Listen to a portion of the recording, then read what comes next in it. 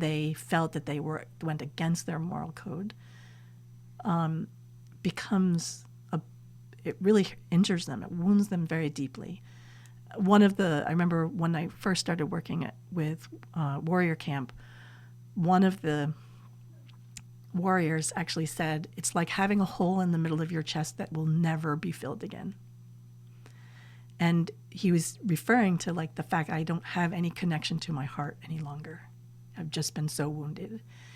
And I remember when he said that, just trying to keep myself together, it hurt me to hear him say those words, that I just wanted to start crying.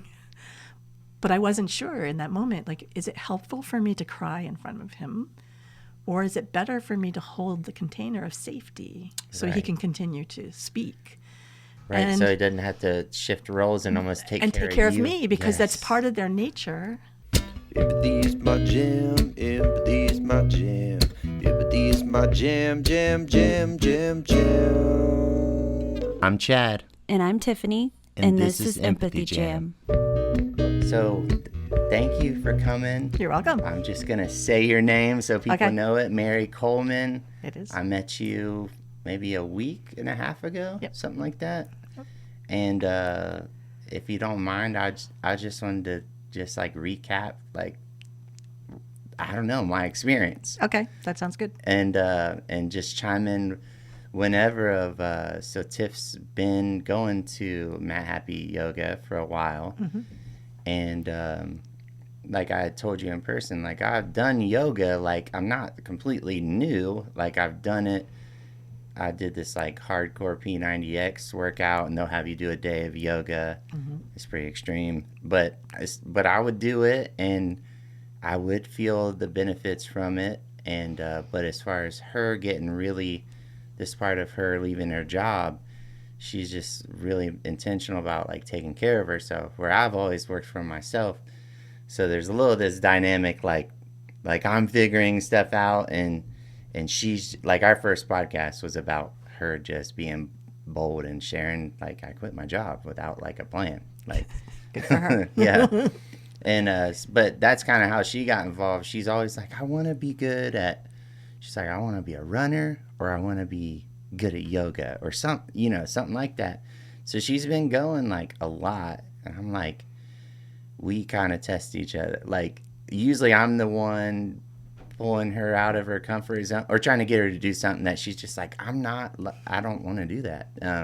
So this is a complete opposite role reversal. Okay. And I went one time before I met you there, or no, I went twice. And I had a pretty good experience, but to be honest, like, it just presses, I was sharing with you, it presses me at my, like, most child insecure edges. It just does. Sure. I don't know. It's just that thing for me. I know nobody there cares about me, or, like, in a negative way. You know what I mean? Right. Like, they're not watching, rather. I'm just like, but we did this, I would, like, talk and kind of, basically, I'd be bitching about it. Like the first time I did it, like in a joking way. I'm just like, I mean, I'm kind of bigger, and like, I just think about my butt crack hanging out or something. And Tiffany starts laughing. And she's like, I never thought about it. I'm like, yeah, you wouldn't think about that. That's what I'm thinking the whole time. I'm not able to be present with the touch your toes or whatever pose, because I'm just thinking, I can't even touch my knees. You know what I mean? Like, it just brings up all these like stories of like, me not being good at something. Sure. And like with the music and stuff, like I'm good at that, but I wasn't just naturally good at that. Like I work on that in the dark, and then I can show that I have a thing dialed in. With yoga, that's seems to be literally not the point of it at all. Not at all. And your presence, I mean, you were with everyone. You weren't just with me. It's just like there was all I knew is that, oh, this lady's filling in, and she's kind of known in the community, like well known. And would you agree? Sort of. I know it's I'm hard known to... at Matt Happy. Yeah. So, because I've been there for a bit. And Rhiannon and I have a long history. Yeah. And I don't know that I'm well known. I'm known. Yeah. Which is fine. I'm okay with that. Yeah. And so I just had that information, like, okay, cool. Like I said, I went twice before, and the two ladies were wonderful. It was fine. I was more me struggling inside of like to ever get to a space to be okay. And this time there was something about, I want to like say it was your guidance of like, it was just another level what I needed that day of like slow and like intentional. And you kept talking about like holding this like heart space and like almost like, I don't know, I just translated as like finding out who I am and like what I was supposed, like everything is okay, which is a really weird thing to process anyways. But I just remember this one pose, typical, if anyone's ever done yoga, they've done like almost like the runner stretch in a way, where you're like going like this, and right as everybody knows you're about to go there, but it's like, oh, in my mind, you're like, hold on. Like, let's make sure, get yourself and I'm translating to my language, like, get yourself ready to just like, you're not trying to stretch it out here. You're not trying to win. You're just like going to take your time, let your body go right. So naturally, like we never do. Right. And for that, in that moment, I don't know. I just, I'm like, it was the first time it was like just calm enough for me to catch up to being like, to stop worrying whether I'm on an in breath when you say in breath or out breath, all this goofy logistical stuff that I'm like, I will make myself not good at, which is a metaphor for anything in my life. And I would say most people too. And I was just like, and being a man in that scenario, at least in that community, right. I'm the only dude in a room full of women. Yeah, and I'm just like, oh man, like it's like performing with music. I can be the center of attention, and I can be like, yes, and I'll walk into that light. But when I'm not there, I want to camouflage. I just want to be like don't like, there was another class where it's just like we're doing this real relaxed yoga and these like just a few different poses, and you're just like yin. Mm-hmm. Yeah, and the lady there was like coming over and like giving me more support, which was great, because I know it was coming from a loving place. But for me, there was still this part of me. It's just like, I don't care if it's not fitting me. Like, I just don't want to be any light over my way. Yep. You know, like it just it's like I hear it as I'm not good and doing something wrong, at the same time while being like, that's ridiculous. That's actually the opposite of why you're here. So I'm just sitting there going like, you know, and so I just wanted to bring that up, and I wanted to read one thing that I screenshot. Oh, that's a gig of mine.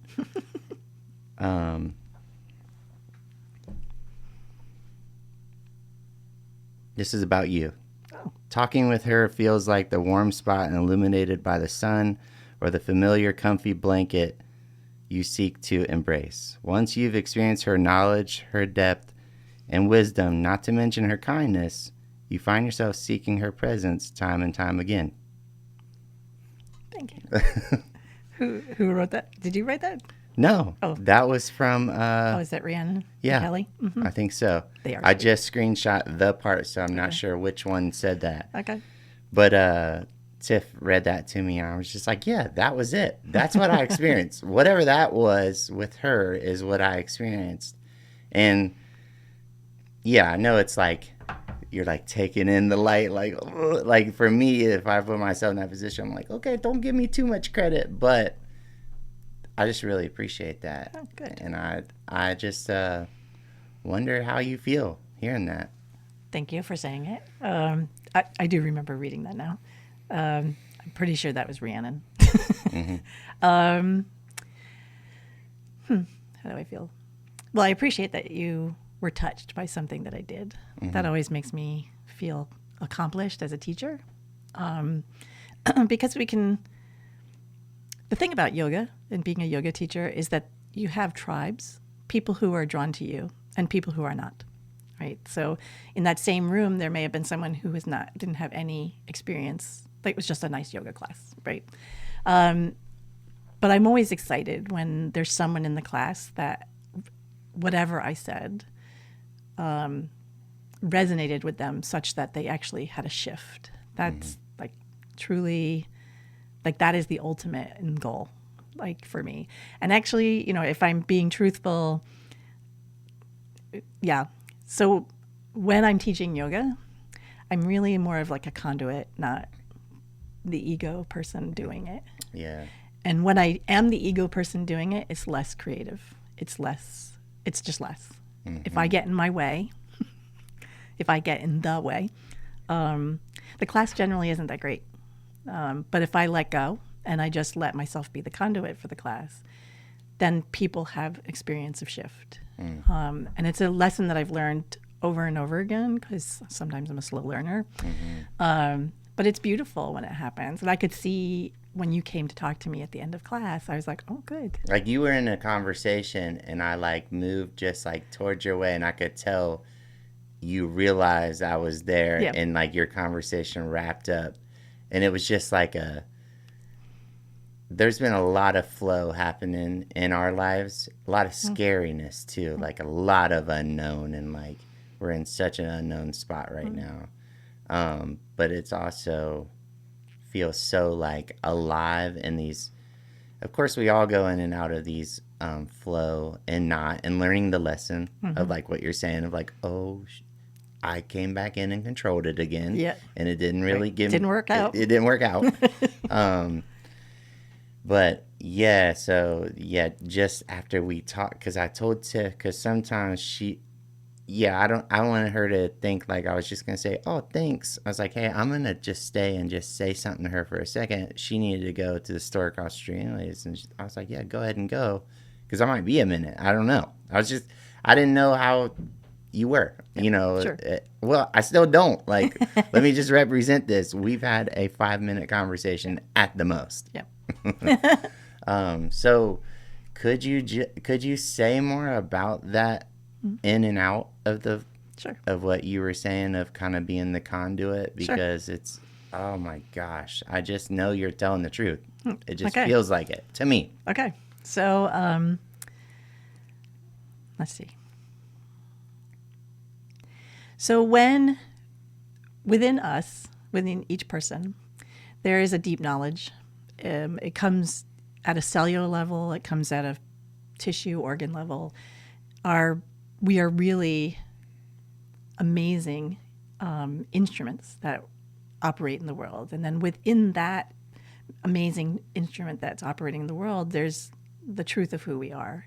Some people call it soul or consciousness. It can have a lot of different names. Okay, whatever. The name isn't really consequential, actually. It's just a deep understanding that we are something more than this physical body. And in that knowledge, when we start to tap into that knowledge, we also know what we're supposed to be doing in the world. And because we're all here for a reason, we have meaning, right? And oftentimes people get caught up in like Tiffany's a good example. She was doing a job that obviously did not reward her to some extent, because she also understood that I can't stay here, right? That message, I can't stay in this job, I need to stop, was her deep inner knowledge. And that is really a huge thing for most people, because as you know, it's scary, right? To trust inner knowledge, because we've been so trained to really trust external knowledge. Just think about the way that we're educated, right? We're taught from a really little age that we don't carry this much knowledge as the person in the front of the room. The problem with that is that we stopped trusting what we actually know to be true, because we think someone else is smarter or knows more. And the reality is, in some things, there may be someone who knows more than us, but in how we live our life, no one knows better than us. And so when we allow ourselves to really connect to what we know inside of us and to follow that, we generally will be doing the work that we're meant to do in the world. So like your example, you're a perfect example. You use music as a way of bringing things into the world, right? And your music is an expression of the internal part of you. It's not intellectual at all. Mm-hmm. You don't sit there and be like, oh, I'm going to write a song. It's going to have the following lyrics, right?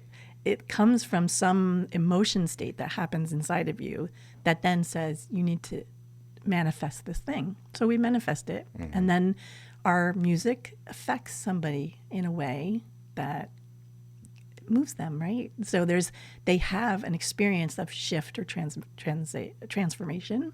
And that's kind of what it is, exactly what happens in a yoga class for me. When I'm teaching and I'm not in my way, in the way, actually not in, if I'm not in the way and I just let it come through me, what I know inside of me comes out.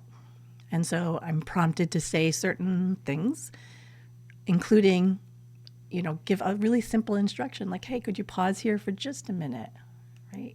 Before you go charging in, and take a minute to tap into what your inner wisdom is before we begin to move, and then see what happens. And oftentimes what happens then is that the person has a shift because I didn't have to do it the mechanical way. I did it actually based on my wisdom. Mm. And that's really important. It's very empowering ultimately because, again, talking about the fact that we've been disempowered in our academic experience in our society, in our world, mm-hmm. There's a lot of disempowerment that happens because we start to believe that we're not that smart, that there's always someone smarter in the room. And for some things, yeah, sure, if you're doing mathematical equations, there might be someone smarter in the room, right? But in the understanding of our deep self, no one is smarter than us, mm-hmm. Nobody. And we need to have that deep connection with ourselves to be able to express what we're meant to express in the world. I really believe in that every person has a reason to be here. There's meaning in every life, and that every person matters absolutely. And if even one person doesn't bring what they fully were supposed to bring into the world, then the rest of us are at loss. So we need to encourage that. And I have found that by teaching people yoga, I can have them tap into that. They can feel inside of themselves at some point in time. It may take a lot of classes before they actually are able to do that because there's a lot of stuff that's been placed on top of that inner wisdom. And also, we've also kind of closed off the light to some extent, that light of our own self and knowledge. And we have to kind of take all those veils off or those obstacles off of us so that we can shine again, right? Mm-hmm. We need to shine the light out. And a lot of us are shy about it because we don't know how it's going to be received. Like, are you going to understand that this is my light or are you going to snuff it out, right? Right. And it's really scary. It's a very scary place to be. And part of what asana, the movement practice of yoga, is about building capacity, right? It's about building literal strength and flexibility that ultimately leads to adaptability and resilience, right? So that I don't really care that you don't like my thing. It's okay. You're not meant for me. I'm not supposed to be giving it to you. I'm going to give it to the people who are supposed to receive it, and I'm okay with that. Okay. It's very liberating on one level because you stop trying to push the boulder up the hill, trying to convince somebody to like you. Yeah. And instead, you start to be like, I know what I'm supposed to do here. And so, like, the physical movement of yoga is like it's part of the path that helps you to get there. But it's not the only part of it. It's just how we familiarize ourselves with our body again. Because, I mean, if you really think about, even, I'm sure in your own experience, we do all sorts of working out, walking, running, weightlifting, all that kind of stuff. But we don't really know the body per se.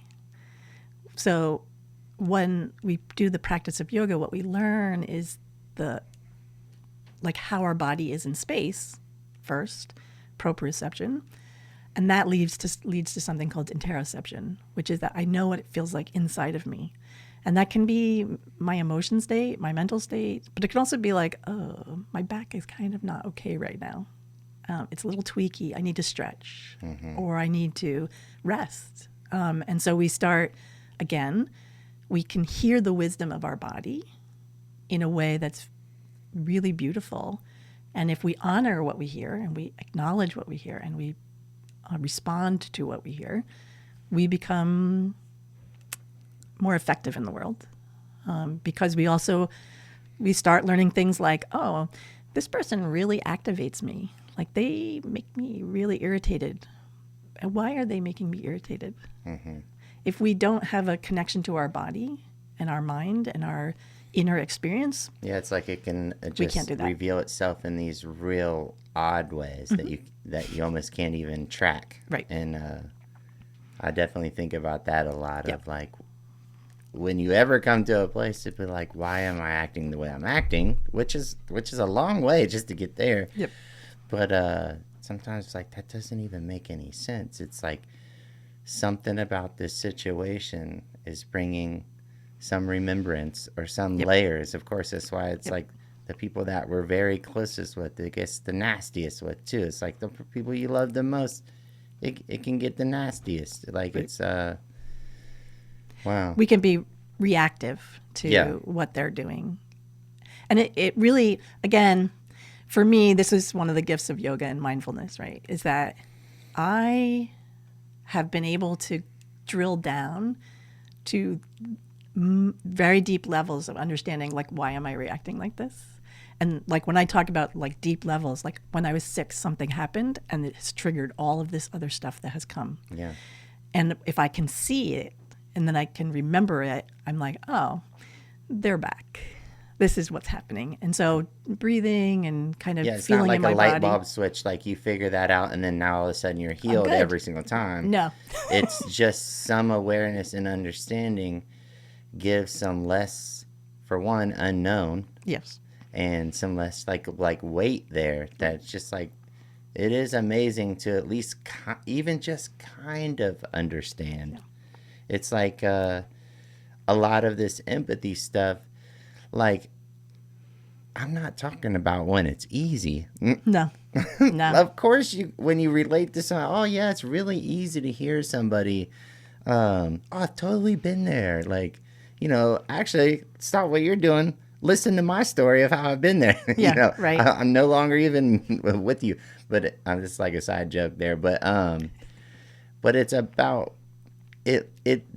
We're just talking about all the same stuff. It's just like you're working this muscle of it's really hard. You're working the hard one, and you might not be able to work it with somebody that really gets you called it activated. My mom calls it stimulated, whatever, triggered, pissed off. You can use it, whatever it is, whatever somebody irks you by something they're doing. Okay.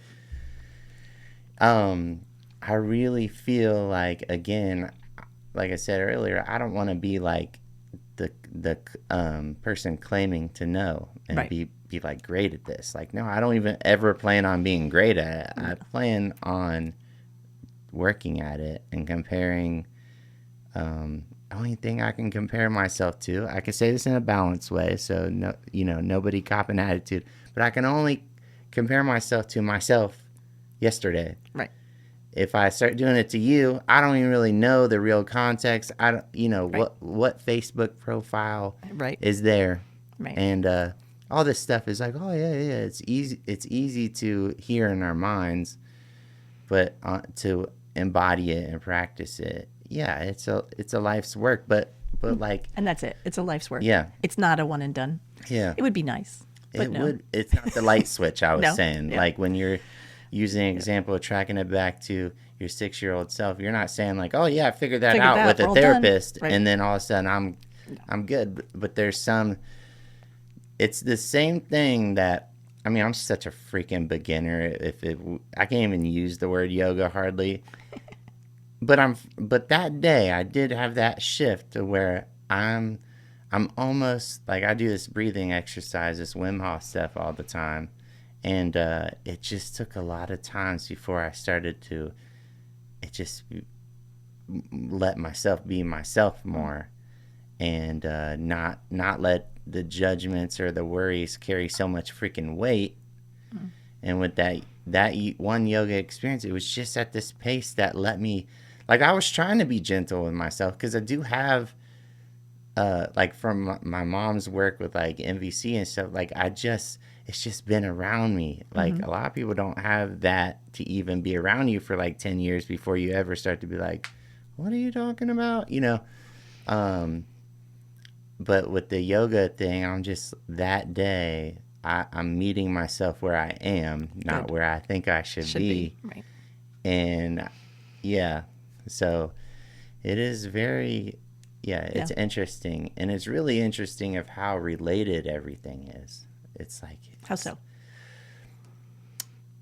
Just, well, the two parallels of just relating to empathizing with yourself or another, meeting yourself where you are and practicing the comparison thing, and then even taking that into the yoga thing. It's the same thing with music. It's the same thing with singing. If you're trying to sing, you're almost in this like like that sound right there is not a good sound. No.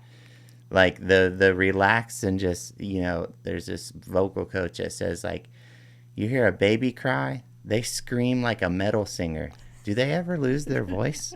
True that. They're like, no, they don't ever lose their voice, because they're doing it from the most natural part of them. Yeah. They're not strategizing and Like, I want to get it to the top of the right arena. And they're not. It's not even.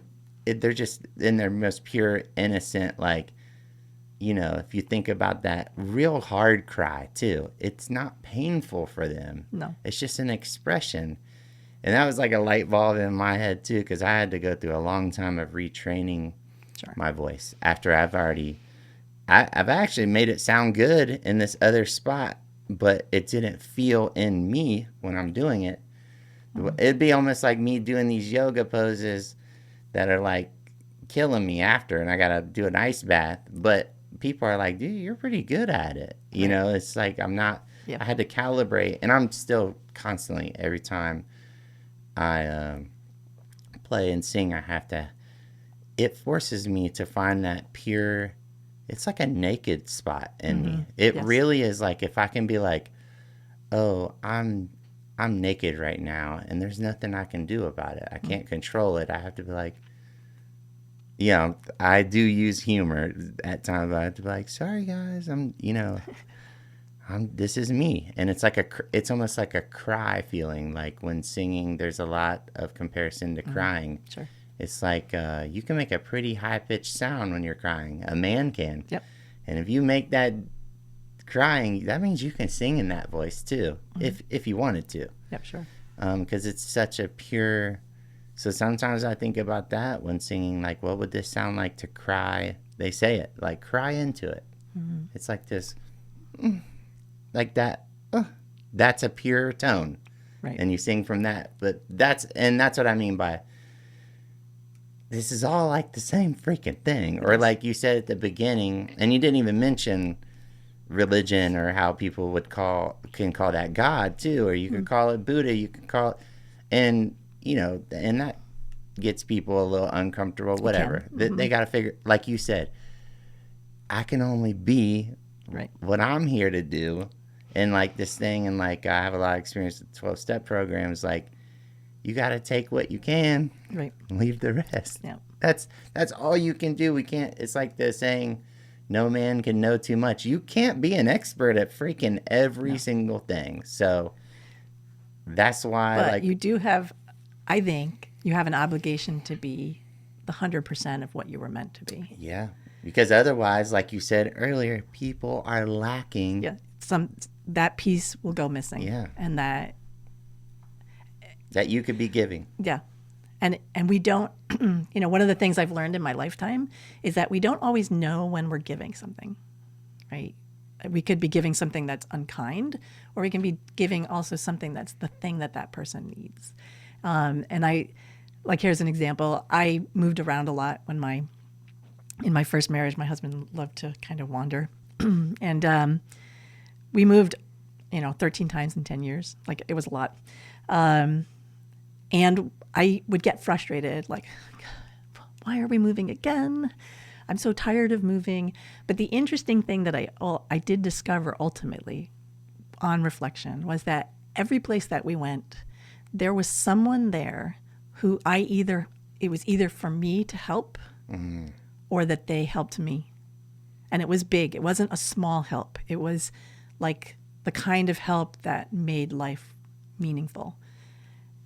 On reflection, looking back, I was able to be like, oh, wow, interesting. At the time that it was happening, it was more like, God, I just don't want to pack another box, right? But that was me. If I can just talk about the things that I was doing, it was me doing what I was supposed to be doing in the world. And when I was doing it, I was very fulfilled, certainly.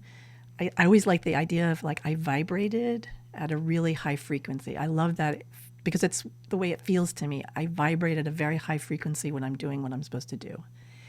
If I'm not doing what I'm supposed to be doing, my frequency is much lower, and there's kind of like not a brightness to me, right? So, technology is a really good example. Put me in front of a computer to write or do something that I don't, make data entry. No vibration, zero vibration almost. But put me in front of a room of yoga teachers who want to learn more about yoga, and I'm at the like literally top of my vibration. And it feels so good. I could go literally all day long without a break, right? I have to remember to break so that they can rest, but I can go. And I'll keep going as long as they want me to keep going. But put me in front of that technology and I'm like, oh, it's been 10 minutes. And, when we are doing what we're supposed to be doing, this is what happens, right? Is that we are really doing what was meant for us to do. And sometimes, like one of the memories that I have is that we had just moved to New Hampshire, and I actually liked New Hampshire.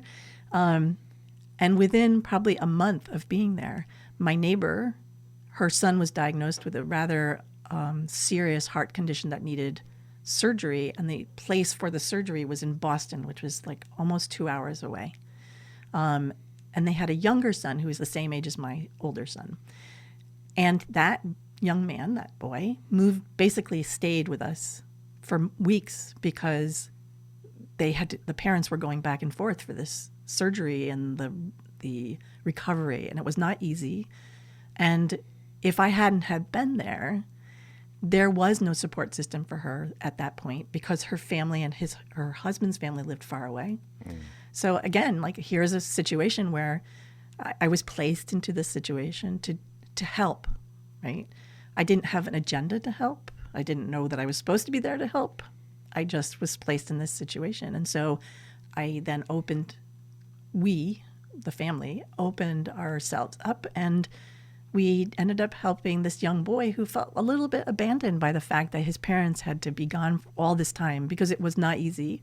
His dad already traveled for his business obligations, and his mom just was the caretaker. So she was driving back and forth to Boston, and there were times she couldn't leave. She had to stay, right? So, he was staying overnight at the house sometimes, and he was a wonderful human. Like, he was a great kid. But you could see the toll. If he hadn't had a comfortable, soft place to land, it could have been a lot harder. And so we were the soft place to land for him. And so, like, looking back, you're like, oh, if I hadn't been there would have been a different dynamic. And so I was able to be in service to someone. Not like, oh, look how great I am, I'm in service. It was really kind of, sure, like, he can come over. Like, it wasn't like planned or calculated or anything, or quid pro quoing or any of that kind of stuff. It was like, no, this is the right thing to do, right?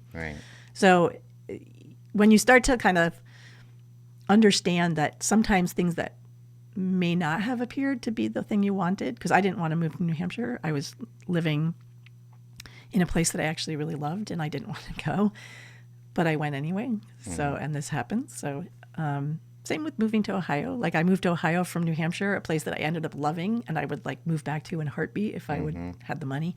But if I hadn't have come to Ohio, the things that would have happened here, including becoming a yoga teacher and meeting the woman who actually was my teacher, like, none of that would have happened. It just wouldn't. I can tell you 100% it would not have happened because and we're talking about like your highest vibration. Right. So might not have happened. all of these things, you follow this kind of path and trust in it. I guess that's the thing, is that we often don't, again, going back to, we've been trained to not trust in what our own knowledge and wisdom is. And when we tap into that, doors open, right? I always say, look, here's how it works. If the doors keep opening, you keep walking through. Mm-hmm. And if the door closed, there's a message. So if the door's closed, the answer's probably no. Mm-hmm. And I have lived that for a fair amount of time because it's true. It's so true. It's just so true. If the door opens, walk through it because it's meant for you. And if a door is closed, don't, you can be sad. Like, I thought I really wanted to do that thing, right? But ultimately, you'll understand that, like, nah, that really wasn't the way to go. This is the way to go, right? So, we try. Yeah. Yeah. You keep touching on this thing that connects to me too, of this meaning and purpose, vibration, and it's like,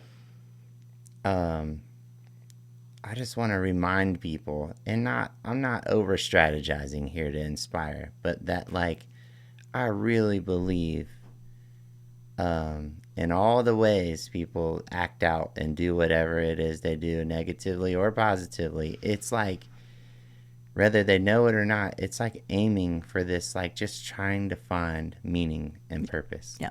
It's like my mom always, when she was a big Oprah fan, and she was like, oh, Oprah's last show, and she says this thing about, like, and everybody's meaning and purpose might show up in different ways. You know, it might not be such a grand societal scale or something. Yep. But, like, definitely, I firmly believe what you're saying about this, like, finding the meaning and purpose. Because, like, what else you gonna do? What's the other way? Right. What's the other way? Numb your way out of it to death? Right. Which means you've passed through this life without feeling fulfilled. Yeah. Right. So,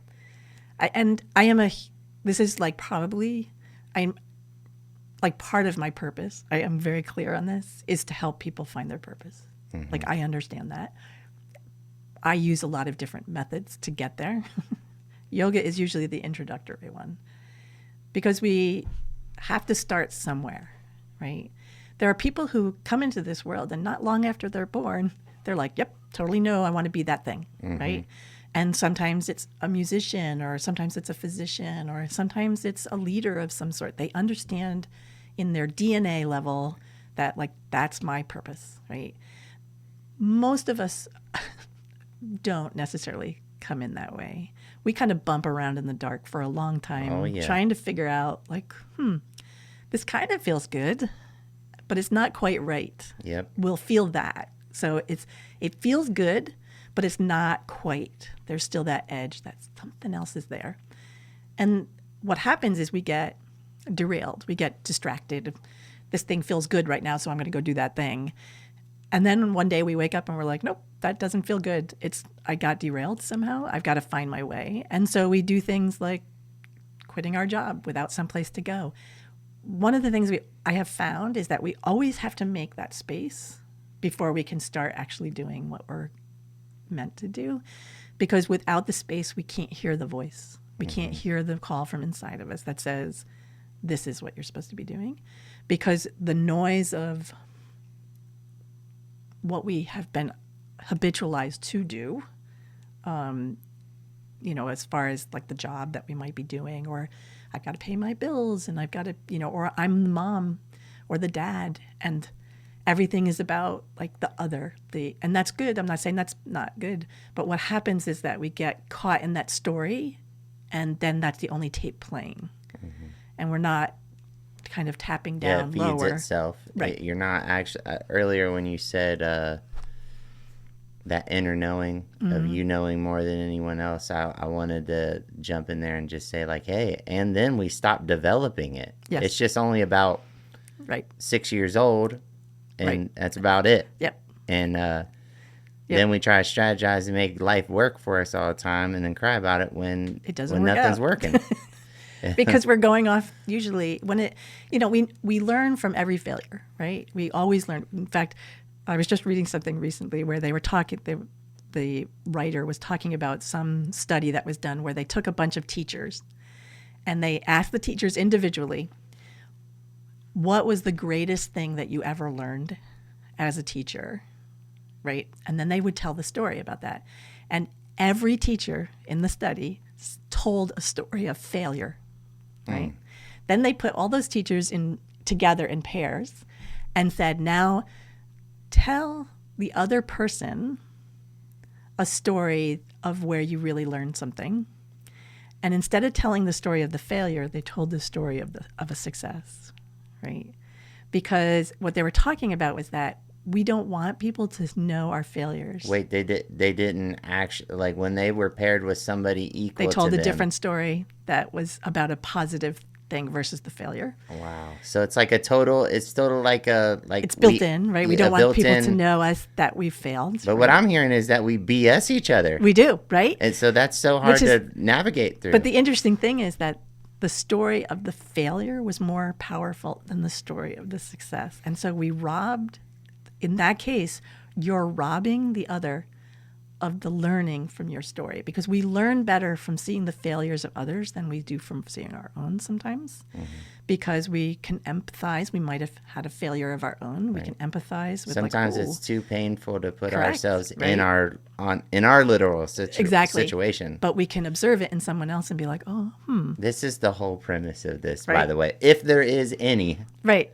that's what it is. Is that we need to learn how to be really vulnerable in a safe way, whatever's safe for us to be vulnerable in, but also to say like, yeah, I totally screwed up. Here's where I really screwed up. This is the point at which everything went sideways. And here's what I learned, right? Like, just, and there, all of us have lots of moments in our lives where I'm like, oh, dang, that really didn't go the way I wanted it to. Right? I've been telling this story about, so I have some addiction history with drugs and alcohol, and I've been telling this story about my mom had always talked to me about like the effects on her, and I didn't ever realize until today actually that she's never told me not to, ever, not once. And I partied. We come from a partying family history, and but when I was struggling with these painkillers, that was just my thing that happened where I really could be like, oh, I'm really going downhill. I could just sense it. I could tell. And I owe a lot of it to her. Like in my 20s, she would talk about hangovers. I'm like, I don't even get hangovers. Like at that point, I could just wake up and be fine the next day and do it again. I was just young, whatever. But she planted that seed of some kind of awareness.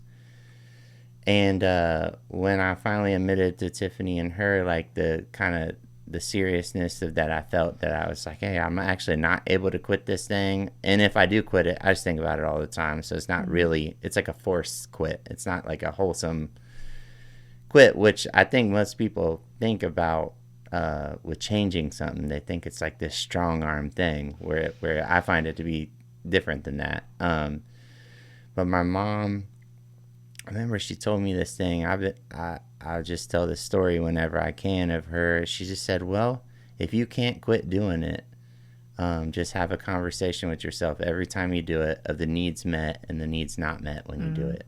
Okay. And it was like, to me, I mean, I'm putting a narrative to it and I don't even know what happened, but I really believe it was like, okay, I would take the pills. I would be like, well, I do like the way it makes me feel, and whatever it does, I just have that conversation. And then there was a part of me have the conversation like, but this isn't like, you're not stacking on another Lego here. You're taking one off.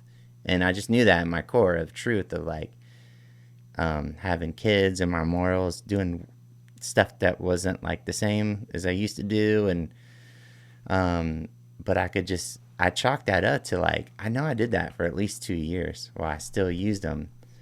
And one thing led to another. It wasn't like one day I was just like, okay, I'm done. But that was like this 2 years of awareness that I was building. I had this moment, and I had to take out the guilt and the stigma. I still had guilt, but it lessened it like the tiniest bit to be like, well, I'm going to do it. So I gave myself the permission. It wasn't like I was in jail or something to where it's like a hard like hand, like, yeah, you have to start doing this.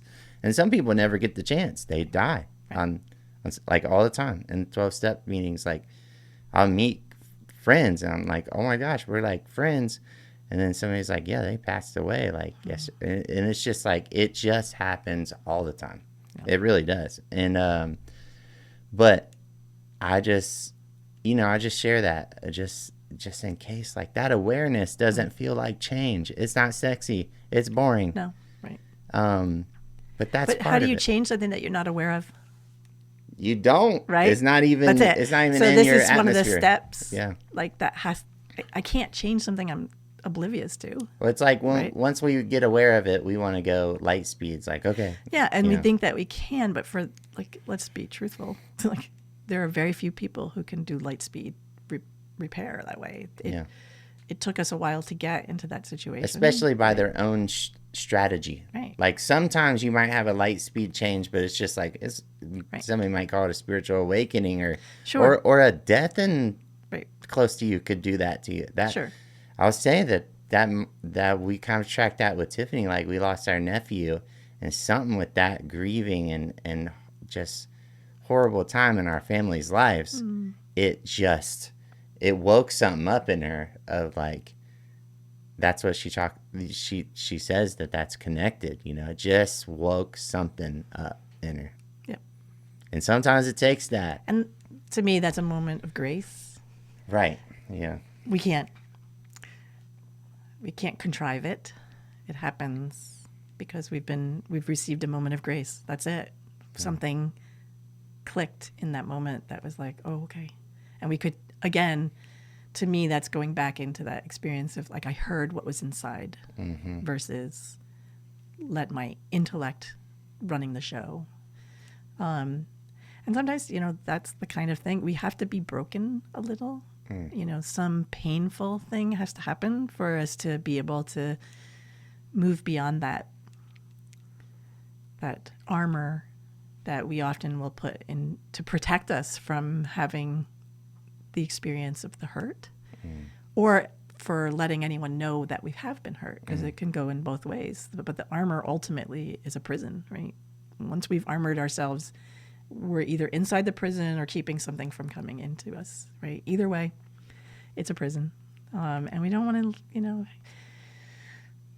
the world is, there's this expression in the practice of yoga. Everything around us is for our freedom and our fulfillment. Everything.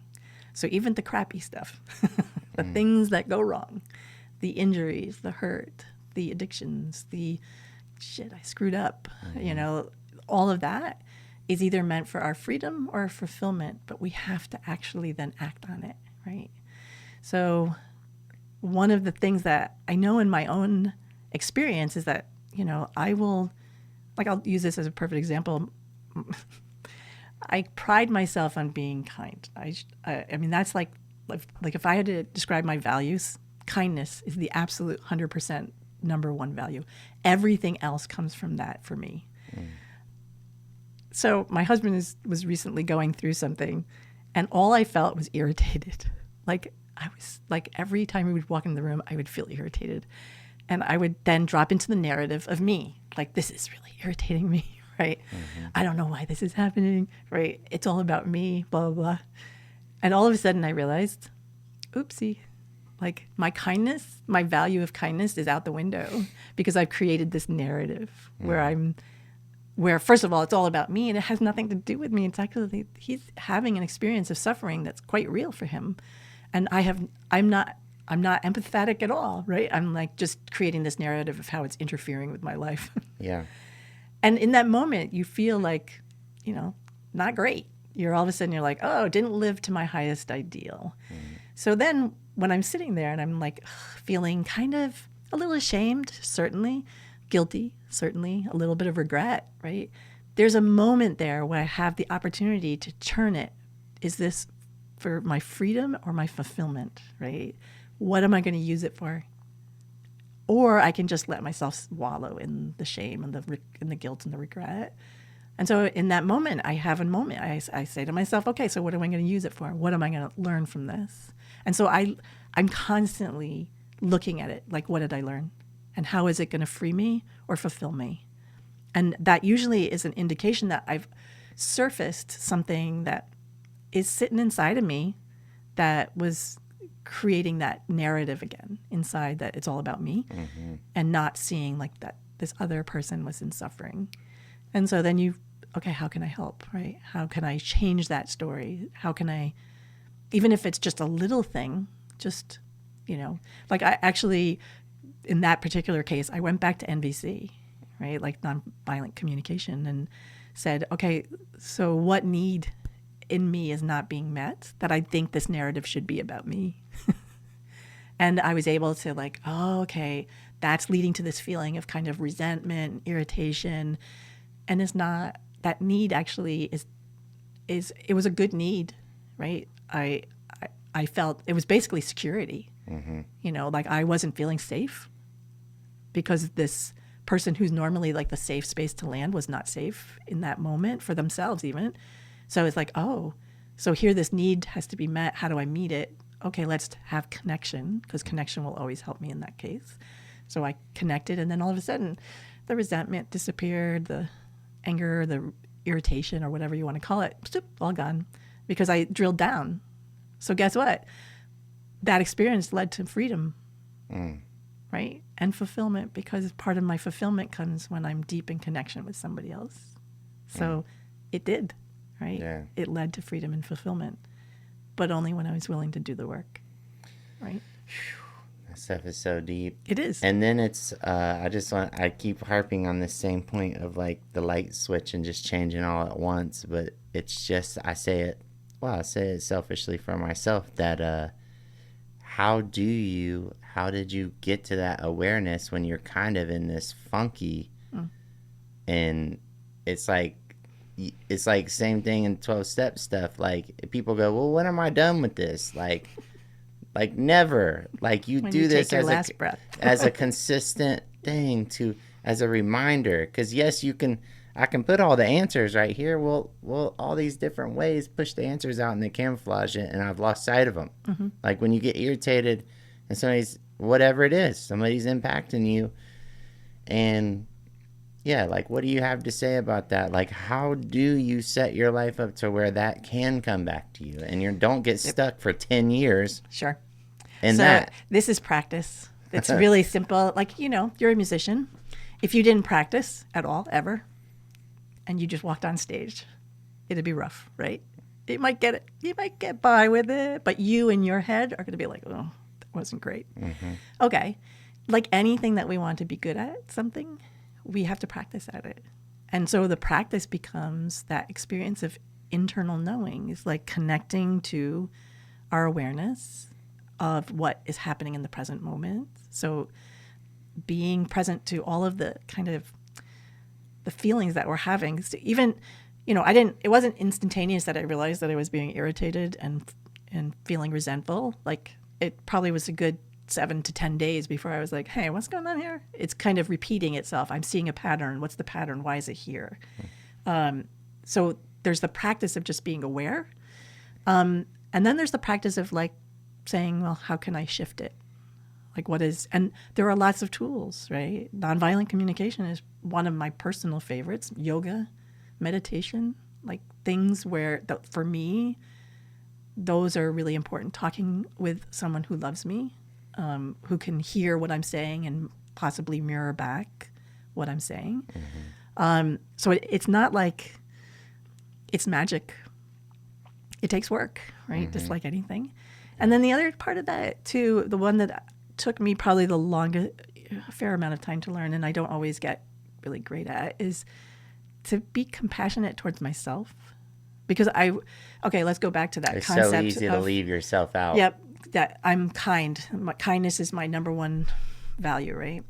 Anytime that I fall short of that value, guess what? There's a narrative then that happens that's, well, if you were really living up to that value, you would blah, blah, blah, right? It's not really useful or helpful. But that inner critic in me will come out and it knows all the buttons to push. Yeah. And it can wreak havoc. And so, being able to identify like, oh, okay, I could have had a higher experience in that moment. Sure, I didn't. So that's why I feel like that is this for freedom or fulfillment or both? That question just sits with me all the time. Like, I can transform this from that experience of feeling shame and regret and guilt to some sort of liberation, either liberating myself from the shame, guilt, regret, irritation, whatever the thing is, or to actually create a new pattern where I replace it with something like, being present with my husband, saying, tell me what's happening here, right? And listening without an agenda, right? Okay. And then he may or may not participate. That's up to him, But if he says something that I can anchor into, then I can shift that thing and hopefully create a kinder environment for us to grow in, right? Mm-hmm. And that's always kind of right, because that thing I'm looking for. Once you get into any person gets into the defense thing, right, you're just like there. Yep, we're done. You're just an animal, basically. Exactly. And you're going to strategize to fight each other. Yep. Even on stuff you agree on, still. Right. It's just like you fall into whatever the role is, right? Yeah. And it's like, oh, okay. And the interesting thing about that I've also really love is that part of being able to offer myself compassion around that is that physiologically, that's happening in me without me. It's a physiological reaction of my nervous system. And I felt the threat of some sort, like whatever the that was. reptile thing. Exactly. Yeah. And it's just it's part of being human. It allowed me to be a lot more compassionate towards myself. Like, darn it. That was really just that part of me that was reactive versus responsive. Okay, how can I transform it for the next time? Like, what's the lesson that I can take away so that I don't do that the next time? And I might do it the next time and the next time and the next time. But I keep reminding myself that there's a physiological component of this that's beyond my mental component. Like, I can't just override it. But I can be kind to myself on the other side and love myself anyway.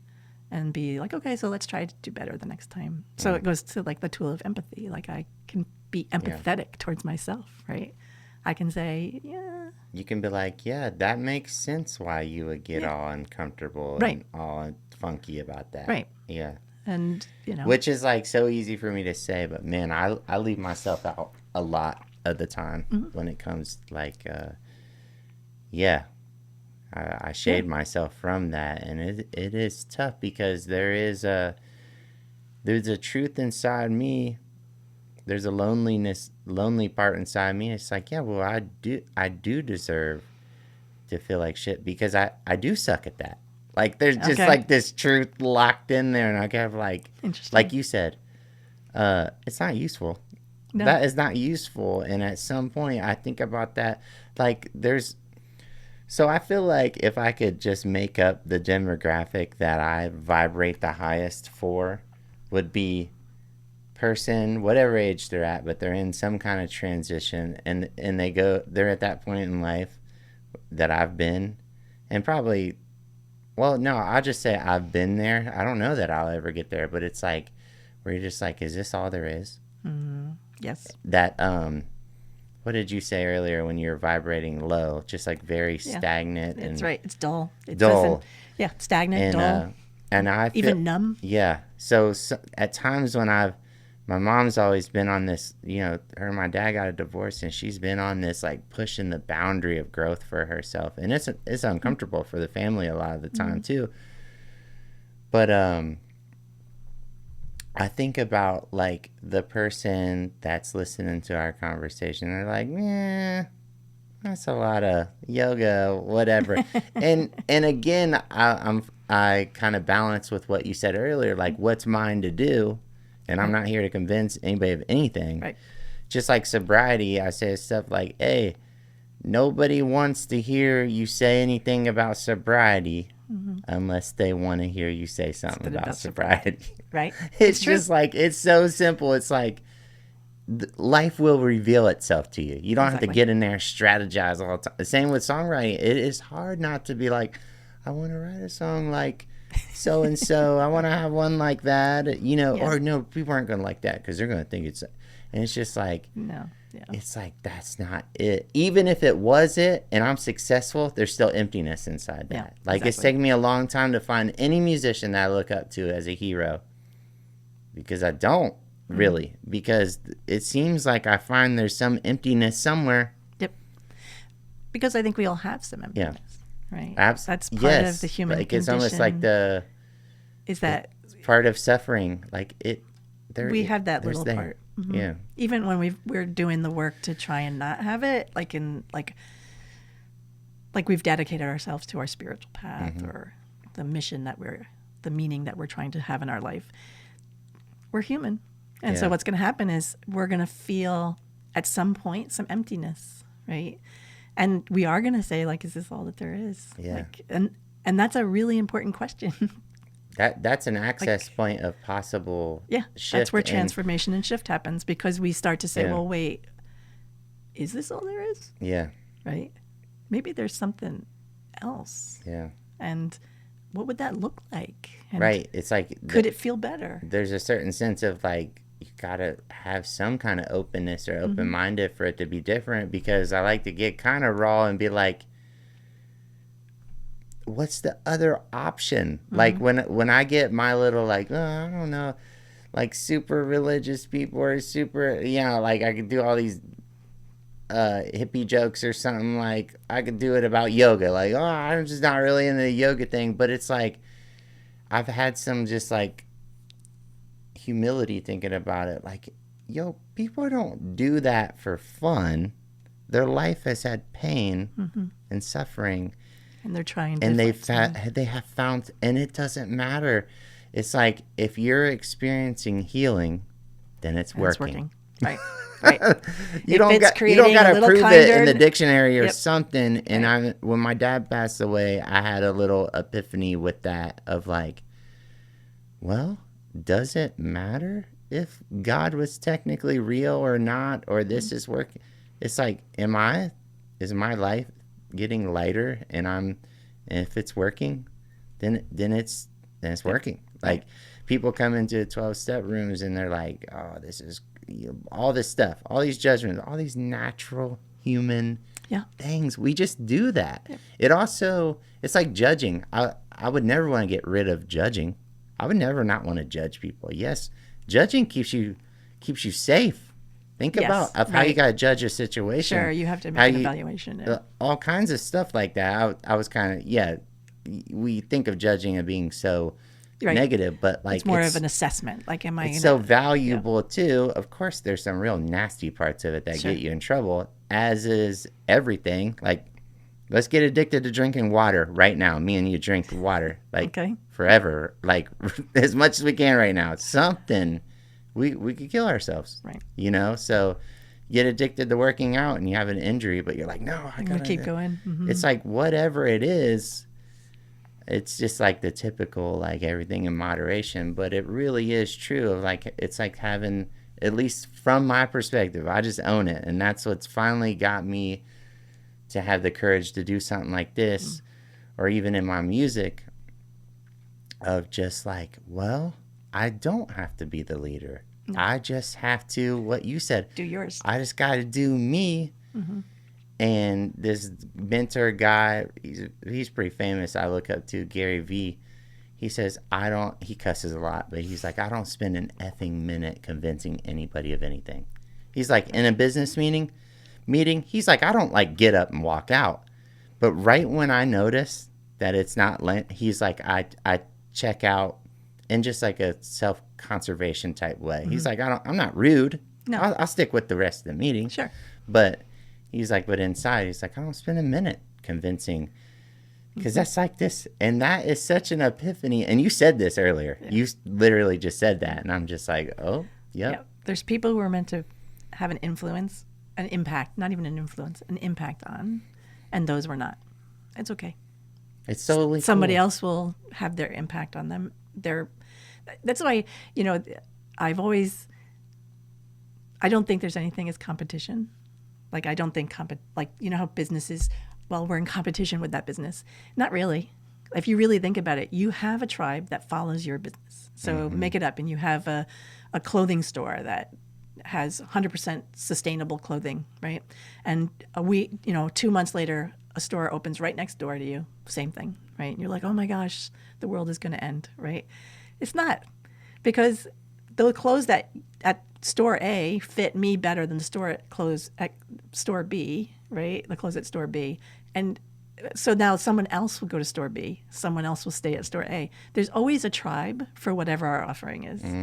And we don't need to worry about, we get caught up in I'm not going to make enough money. I'm not going to be able to do anything, or I'm not going to be famous the way I want to be. Like, all right, whatever. But the reality is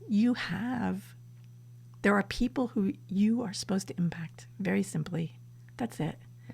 Do your job. Do your thing. Because you can do it in so many different ways. Music, or teaching a yoga class, or painting, or opening a business. Hey, you might have been in the clothes store A. Right. And you smiled at so-and-so. Exactly. And that's all that happened. That's happened to me a million times. So I'm like, nah, I go to this one store because, I don't know, just the one person smiles once in a while. Right. And and I feel connected. Right. It's like a human connection. Yeah. Whatever Whatever you got to do to connect, it's worth it. And we're not meant to connect with every other human, right? Like, that's also part of it, is like, we want to try and connect with as many humans as we can, sure. But again, there's a vibration that comes off of us, and like, oh, you're in my vibration, right? So I feel good next to you, and that's great, okay? And that doesn't mean we don't try to cultivate a bigger vibration. Yeah, you still work that muscle. Yeah, but we have to understand that we're not, like, even if you think about, like, Gandhi is a really good example, right? Gandhi had a huge impact. Like, really think about him, right? He had a huge impact. There were still people who couldn't stand him, right? Literally, and didn't trust in his ability to lead, and were very vocal about it. Okay, that wasn't his tribe, right? He understood it. Like, here's my tribe. I'm going to work with my tribe, and he was able to lead, to throw off oppression, and get self-rule for India, right? Like, I mean, okay, that's what happened. That was his to do, right? And I think we think we all need to be, everything to all people, and it's too much to ask from us, to be honest. We're just trying to exist in this bag of bones and flesh, and it's too much to ask for us. So if we can be kinder to ourselves and be like, okay, this is mine to do. And then we can always change our lane too, just because like, this is a perfect example. You're a musician who now has podcasts. It's not the same lane, right? If you really think about it, it has similarities. Your overarching thing may be the same lane, that you want to connect people and feel emotion and help people to tap into something inside of them. But you shifted lanes, right? We can shift lanes, but we have to understand what it is. It can actually be the same lane too. It can be the same lane. Like, in the way it lives in me, it's like, it's the same thing. It comes from the same exact spot. It's just a different, like, I'm it's just a going in vehicle. a different vehicle, right? I'm just choosing a different vehicle to be on the same highway. Yeah, a little different tool that I was going to say earlier. Like, you can use all kinds of different tools, whatever's working, whatever's getting that healing, and whatever tools you got to pay the least amount of price for. Yeah, right. And that's because it too. like alcohol and drugs, like, they actually do work. They work until they don't. Right. Until you got to pay too much. Right. Pay the price too much. But you also, like, the person who's, okay, and we see this in yoga all the time, where people come to classes and they keep pushing too hard, or they're kind of punishing on their body, and then they injure themselves. They're like, you deserved, right? I'm there. Okay, so it's not that different than using drugs. Yeah. Right? Because I didn't pay attention. I didn't love my body in that way that I honored it, right? Instead, I abused it. So, and we see that, people working out and, also eating too much, gambling, buying too much. Yeah. There's lots of ways that we can get very dysfunctional very fast because we're, again, trying to make that place that hurts or that feels empty, not hurt and not empty. And there's no, there's like, if we are kind and acknowledge that place, then we're less likely to also criticize that being in that place, right? I think that's one thing that COVID actually really exposed. I think that's why the mental health issues that we're having right now are kind of really substantial, is that there was no hiding. We got in that space where it actually forced you to be in a space, and that's why some people just take relationships, for example. It's like you either came together closer or you were, or it was wrestling. Was done. It was wrestling it up. I wanted to see what you had to say about what's the difference, or how do you internalize doing what's yours to do, which is in flow or whatever, mixed with something like you mentioned with the technology, to where you feel a lot of resistance. But just like I would feel a lot of resistance with yoga, but I do have to show up and meet myself where I am. And that could be really useful for example, what I want to do with music, what I want to do in my expression. I want to live a long time. I have type 1 diabetes, all this stuff, whatever. How do you figure that out? How do you not get addicted to the pain of I deserve to hurt a little bit with this thing? Or how do you figure out what's mine to do when there is some resistance to it? And you get reward from resistance as well. Yeah, and what's ours to do isn't always sweet and happy. Okay, right? I hear you. Think about, let's use you for example. I'm sure you've had times when you were writing a song where it was just not doing. And you're just frustrated and you're like, what the heck? I'm doing everything I'm supposed to and nothing's happening, right? And there's this discomfort that comes from it, right? It happens. It's part of doing, it's part of doing what we're supposed to do, is to actually learn to live with that experience of the discomfort while we're doing it, so that we can uncover. Sometimes it's surfacing some behavior that's actually keeping us from doing it, or it's that we're trying too hard, because that's the other thing that for me, one of the things that happens to me is I'll be sitting in meditation. I'm going to be the very good meditator. I'm going to sit there like the good person. I'm in the right pose. I'm breathing right. I'm doing everything right, right? And all of a sudden I'll get the message that just stop doing that, right? And you're like, what? But I'm doing it right. And they're like, no, just stop. And you're like, okay. You're saying it internally? Internally. Or okay. Internally, you're getting the message, just stop. Just be, right? Stop with all the trappings of sitting in the right seat and having the hands in the right way and using the right mantra or whatever, or breathing technique. That's holding you from yourself. It's actually right. It's preventing me from going the rest of the way, because I've placed this barrier, this obstacle that everything has to be right, right? So, yes, I think we have to understand that sometimes our purpose will have teeth and it will bite. And sometimes the biting is going to hurt. But part of what we're going to do is learn how to move through it, right? Yeah, because we can't swing on the whole other side and get addicted. Oh, that's not in my flow. I don't do that. Exactly. My kids are getting on my nerves. Sorry. Yeah. I'm not. Because me and Tiff have had this old dynamic. The whole time I've been this little gig worker, work for myself. I have a lot of freedom, but at the same time, there's been times I'm not seen for how hectic. The freedom has its own things too. Right. And then there's times that she's not being seen for working the 9 to 5 and just to killing her mentally. Right. Or we're getting much closer. And it's been a long time. We've been married over 10 years. So it's but I can feel since she quit her job, yes, financially it's scary as hell, but we're like going like this. Every time we get in our old patterns, I mean, they happen. It gets a little nasty for a second. Sure. But we've been taking breaks, and then all of a sudden we're like I'm basically taking my hands and putting them a little closer together, a little closer. Like we just keep doing it because why? Because we already researched the other way. Mm-hmm. We've researched the thing you were talking about with your husband, the stuck way, the addicted way, the stuck in pain, heavy on your shoulders, knots in your body way. Yep. Like it sucks. It does. Like my dad, I would say he died that way. Like he always had this concept, and it's a thing that I want to totally unpack of like, and all of us had this because it's such a human thing. I can empathize with it.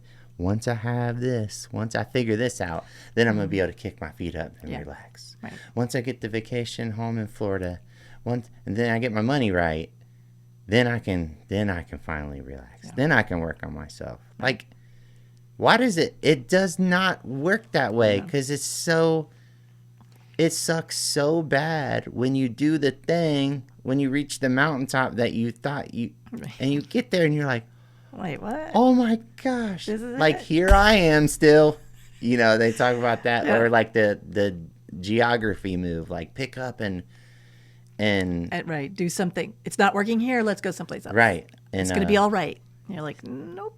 Everything is just like, it really is like a little plant. It just grows. It looks like you're stagnant if you look at it all day, but maybe in a week. I mean, this is all stuff that I'm literally just saying to hear myself say because I know it to be true. Yeah. But again, how can I set my life up to I want to say not promote, but make a higher probability of that reminder happening.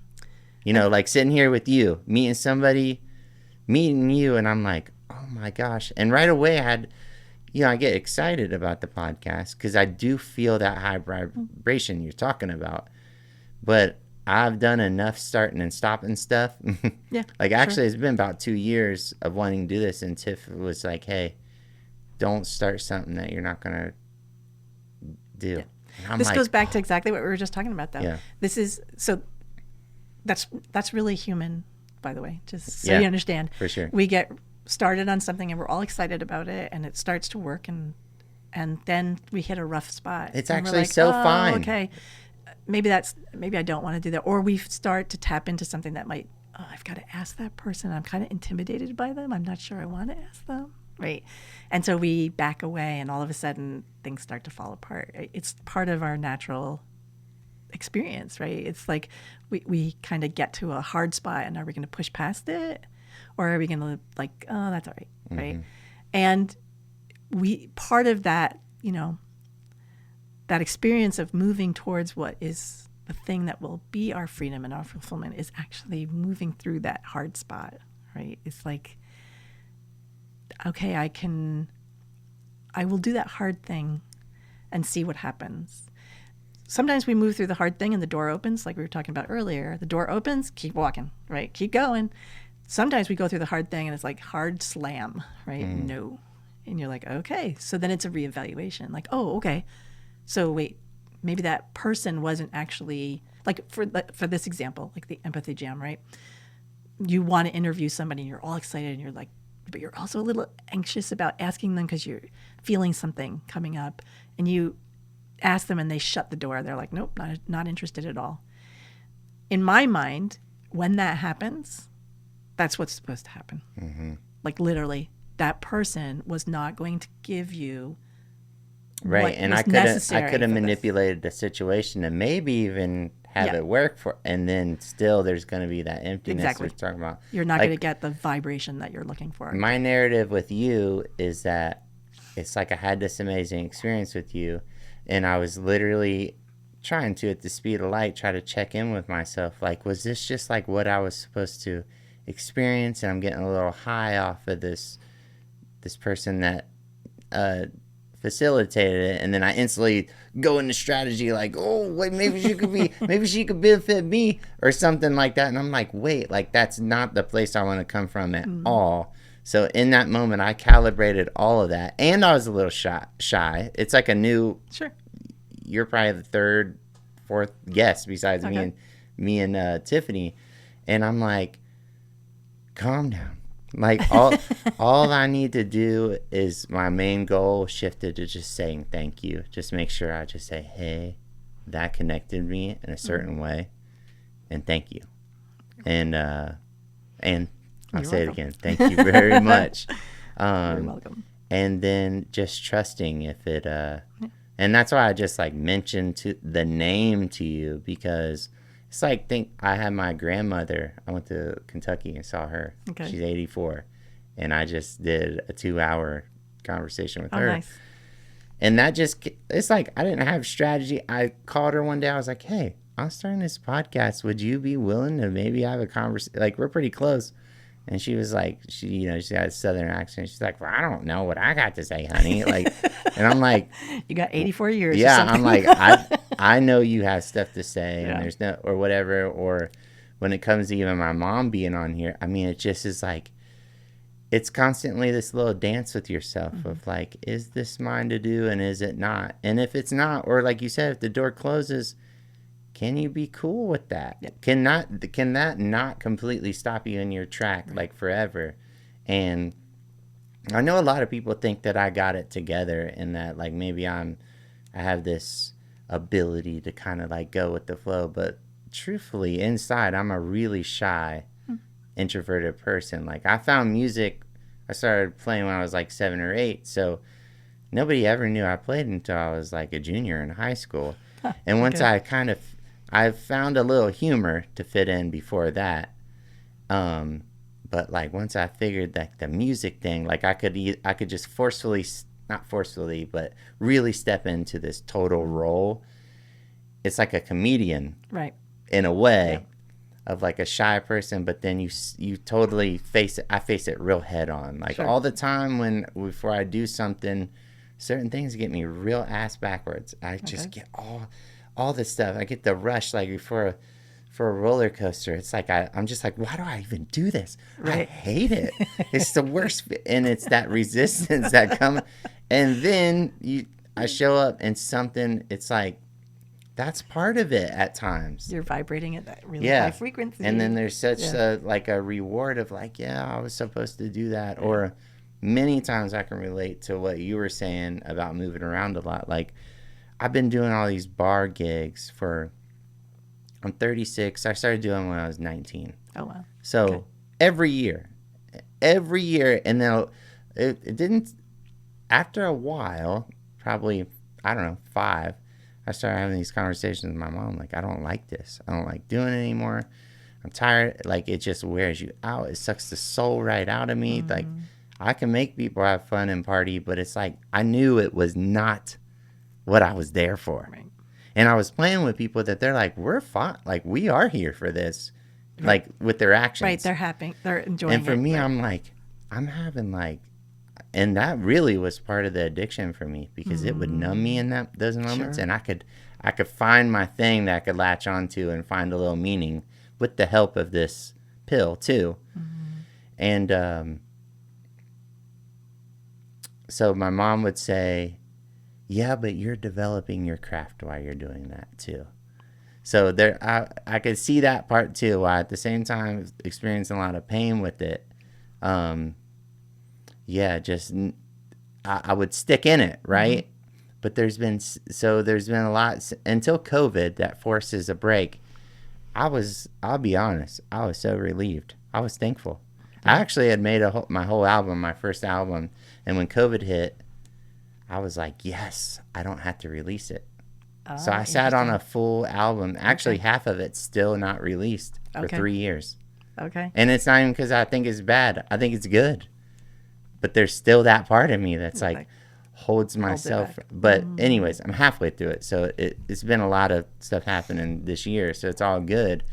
But my main point was that these gigs that I still do sometimes that don't feel like the right thing for me, it's confusing because you have to completely check in with yourself of like, because you never know if it's a thing. That's kind of what I was alluding to where when you're moving, you're resisting. You're like, well, I don't want to move. Is that part of my journey, really? But then, like, okay, I'll go along with it, even though I really don't want to. And then you find gifts there too. Right. So it's like, I mean, I think that's natural. That right, 100% is. It's a little confusing though. It's a change, and I guess it doesn't have to be right or wrong. Exactly. Yeah. We're always a little, not so much resistant, but we're worried about change, right? Like anything that's going to be new or uncertain, we're hardwired actually to be wary of. And so the question that comes up like, oh, should I be going that way or shouldn't I be going that way? Those are really good questions.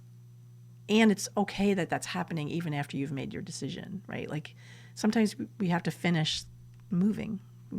Doing the thing, going through that new change to be able to understand that there was a gift, right? Oh, look what's happened. This is great. Yeah. So I think you do have to go into those situations of resistance. Like somehow you have to work that muscle of being open-minded, open enough for the gift to happen that you just never expected. It can be real hidden, like Friday. I still don't know my full gift of what happened or what I gave to somebody or what they gave to me.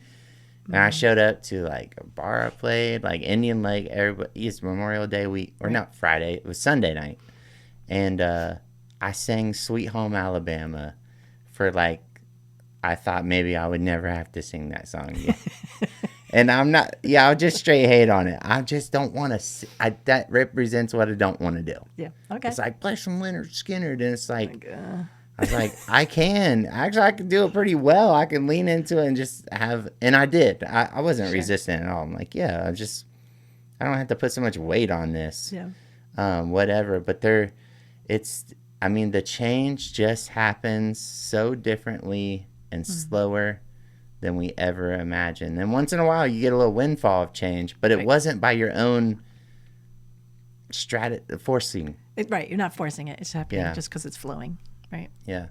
And that acceptance of just, you never know the gift you're going to give or receive. The same thing with the 12-step meetings. There's been times where, a lot of times, actually I don't go that often now. I'm much more spaced out, but it's on like my little vision board of like, because there's that aspect of like, well, that's all ego if I'm going. I'm like, I don't get anything every time I come.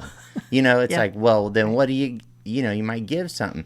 Or neither one might not happen for 10 times, but the one time somebody's life was saved. Right. You just don't. I'm on this big kick of like, we do not have as much control over our impact as we think we do. No. It can happen. But going back to, if we're doing what is ours to do, then that doesn't really matter whether there's the impact that we want. Yeah. I kind of wanted to ask you, like, with you, what is your title with yoga? Oh, so how would I explain? So I am you mean like my designation? Is that what you mean? Or anything. Oh, okay. So I've like, are you a yoga master? Are you a yoga pro? Are you? No, I'm a practitioner of yoga. Yeah. I have a certain level of skill in teaching yoga to other people because I've been doing it for a while, and because I've also. What's a while? Since 12 years, 11 years. 11 years. But I also, like, once I drank the Kool-Aid, I was all the way in. Yeah. Like, so I went from 0 to 150, really fast. Yeah. And then you have this gift to teach it, not only share it or do it for yourself. Yes. But this gift of sharing it. And I've had some wonderful teachers who've taught me how to be a good teacher, which, again, I'm so grateful for them because they showed me ways to teach where there was a complete lack of judgment of the other. Like and that's one of the things that because typically when you're learning to teach yoga, there's a level of it that has to have a certain amount of judgment in it. And like, oh, I can see that person's not folding forward all the way. how can I help them Yeah. get that right? So there is that awareness that I have to have some level of discernment as to how I can help, right? And so when you're first learning how to be a yoga teacher, that's a heavy amount because you're trying to keep people safe in a room, right? In movement and stuff. You don't want to put them in some pose that was actually going to hurt them, right? But as I traveled that, I also started to encounter these teachers who they didn't judge somebody coming in. They just would accept them as exactly the way they were, at where they were. And my nature, the way that I am built, the way that I approach the world, part of it is a judgmental part that I'm always analyzing and critical thinking and, how can I help that thing, right? And what they taught me was stop doing that. You can help them by not doing that, actually. Once you see that there is something that needs to be addressed, that's different than judging it. It's just I have to address this thing to make them more comfortable. So I've had some amazing teachers who have really empowered me to let go of that kind of critical side, which was being driven by my own inner critic, my need to be the right person, the right in the know person in the room. Right, fixing it. Right, and fixing it. I have to be able to fix it. And to instead I would let say go. this is like the most powerful thing I experienced from you is that like consciousness because there's that like I don't know, to me I get deep in this like okay, it's the mastery to me was not about the yoga was like it's kind of like playing guitar or music like yeah, you should be good. You should know what you're doing. Like that's just one part of it. Right. And then there's all this extra emotional, psychological, like Holding space. It's holding the container. Like So you that held you can that have that you experience. held that unknown in between, hard to put words on container. Like that's what's up. Yeah. I didn't experience that with Thank you. other times I've had yoga. I didn't. It more lends itself into my judgmental part where it's all about what I'm doing. Am I doing it right or wrong? Right. And that's what I want to get away from. And what I should. All the shoulding. No should. Yeah. No right or wrong. Just Yeah. do you know yourself better by the end? That's that's it. Like, do you know yourself better? I didn't mean to cut you off there. No, but that's fine. I got passionate for a second. Like, no, like, that's it. Like, when I'm producing music for someone, I'm doing really similar to, yes, I better know how to make it sound good. Yeah, sure. And I know how to, the chords and harmony and all this stuff that needs to happen. But it's more about holding the person. Right. And their vision. And it's hearing them. Yep. And it's letting so that they them can be. Yeah, they can. It's expressing pulling the full vibration out of them, right. Not me getting in the ego. Like, man, I'm good at this. Like, oh, cool. Thanks for your song. I'm gonna make it into like so. It's like I have to meet them there, and not to say that is not easy. Like at times, I get discomfort where I do want to take control. I don't want to be patient. I already know the answers. Yep. But it looks like with you, like you already know, you probably logistically, if we're just talking about the logistics of yoga, you know the answer. Mm-hmm. But it's like, it's like money. Money is only a certain amount valuable. It's not 100%. It's valuable. Yeah. But it's nothing like the value. Advice is valuable. Right. But it's not 100% of the pie. Like it literally just needs. Like, I want to be like, don't give advice, but I really don't want to say that. Just like, I don't want to say not to judge. I don't want to not judge. I don't want to not give advice.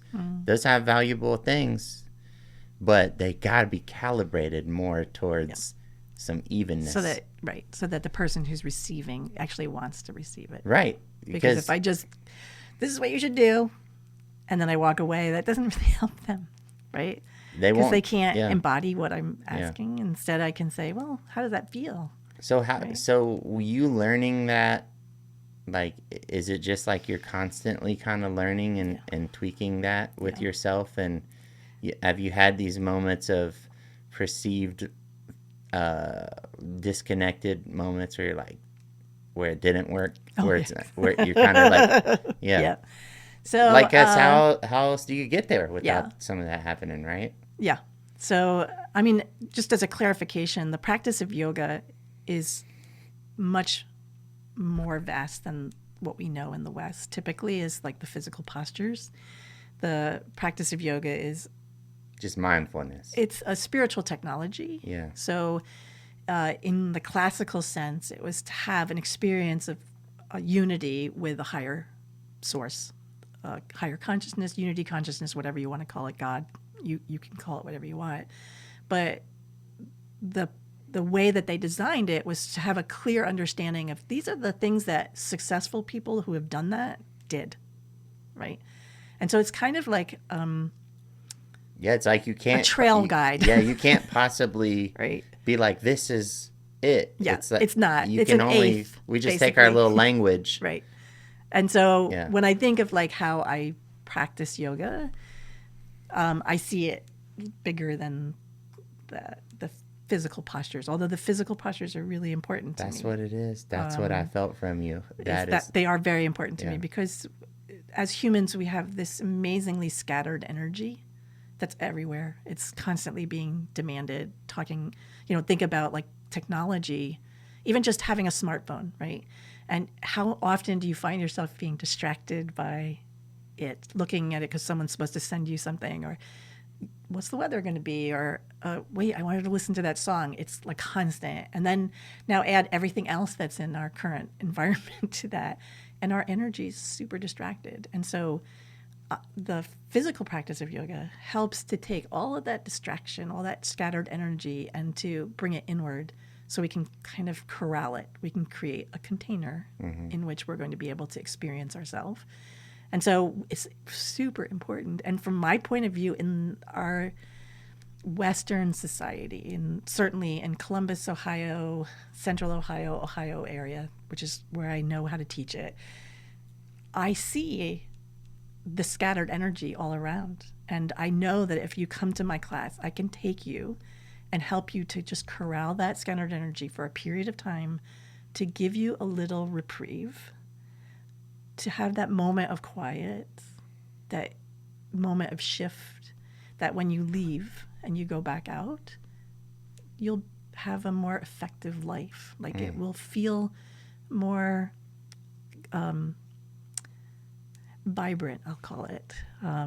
So one of the things that I do, and probably the thing that I love to do the most, I'll be honest, is, like really, no joke, is I teach yoga at a suicide prevention program for veterans who suffer from moral injury, military moral injury.